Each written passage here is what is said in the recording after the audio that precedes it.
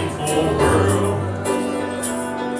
Hardly a comfort can afford. Striving alone to face temptation's door. Where could I go but to the Lord? Where could I go? Oh, where could I go? Seeking a refuge for my soul. Need a friend to help me in the end. Where could I go but to the Lord?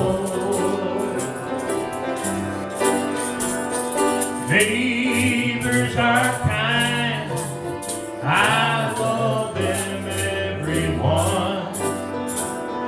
We get along in sweet accord.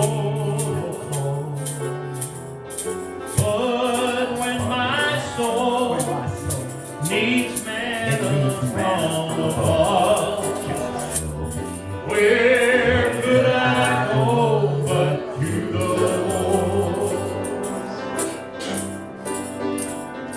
Where could I go? Oh, where could I go? Seeking a refuge for my soul. Needing a friend who will help me in the end. Where could I go but to the Lord? Life here is grand, so grand. with friends I love so dear. Comfort I get from God's own word. Yet when I face the chilling hand of death, where could I go but to the Lord? Where could I go? Oh, where could I go? I've been seeking a refuge for my soul. I'm needing a friend to help me in the end. Where could I go but to the Lord? Where could I go? Oh, where could I go? Seeking a refuge for my soul. Needing a friend to help me in the end. Where could I go but to the Lord? Amen. Needing a friend to help me in the end. Where could I go but to the Lord? Hallelujah. Oh, where could I go? Hallelujah. Amen. Where can you go? Amen. There's no place but Jesus. I was thinking last night, I was watching something, I had some Christian movies I was watching, and I was thinking about, it was a young man who was going off to war, and he said that he had prayed about it and he felt the Lord showed him that was the right thing to do, to go over and help defend people that were being oppressed. And I was thinking about when I was young, you know, I didn't have anyone, no family, you know, just my mother was all I had.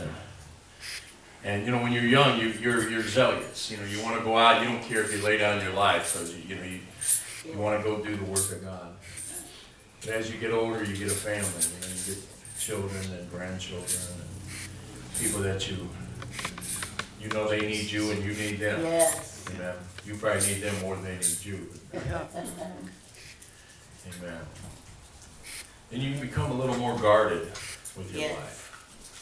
Yes, you do. You know, I feel like Paul sometimes. I want to go.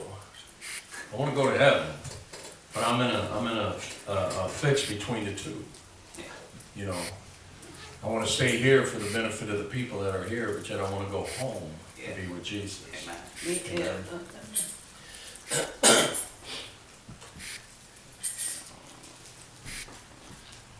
But heaven's going to be a beautiful place. Yes, amen. Yes. I've read a few books of people that had visions of heaven, and have gone to heaven. I met a man a few weeks ago who had went to heaven. He was killed in a car accident, was dead for 90 minutes. Oh, that's scientifically impossible. Scientifically. It is scientifically impossible. But with God, nothing's impossible. Right. Amen? With God, nothing is impossible. Amen. This man was in a car, had been hit by a truck, a tractor trailer.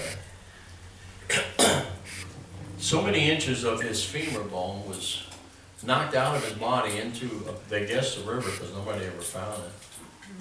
Ouch. I think it was 8 inches or something like that. You know, they had just came out with a new procedure. They had a cage. You've seen people with those cages around their legs. Well, Yeah. he was one of the first to ever have that. They stretch your leg out and they feed you enough calcium to where the calcium rebuilds the bone. That's a miracle in itself. Amen? Yes, it is. But he was in heaven for 90 minutes.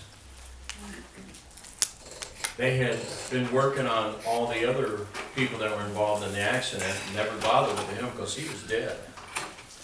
Along come a preacher that had just left the convention he had left. And the Lord said, go pray for that man in that red car.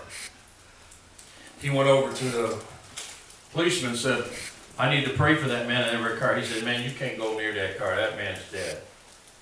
So he went to a fireman. He said, sir, I got to pray for that man. God told me to pray for him. He said, man, you're just wasting your time. He's dead. He said, I don't care. God said for me to pray for him. Yeah, He couldn't get in the car. It was so mangled. So he opened up the hatchback. He said he was able to reach in there and lay his hands on that man's shoulder, and he started praying. He prayed for a long time. Finally, he started singing an old gospel song. I don't remember what he said it was, but he started singing an old gospel song. And Don, having been in heaven for 90 minutes, started singing along with him. Oh, Praise God. Isn't that beautiful? He later said, I want to thank you for holding my hand while I was going through that. He says, I wasn't holding your hand. My hand was on your shoulder. Amen. Someone was holding his hand. amen. Jesus. But I met this man 2 weeks ago. I talked to him. I shared a little bit of my testimony with him. Amen. Amen. And that happened, I think, in 1983, Phoebe? 83 or 84. All these years later, he told me, he said, all these years later, he said, it still is refreshing and it's still a blessing to hear how my story has touched others' lives. Because I shared with him after my mother died, I'd been saved for 29 years at that point.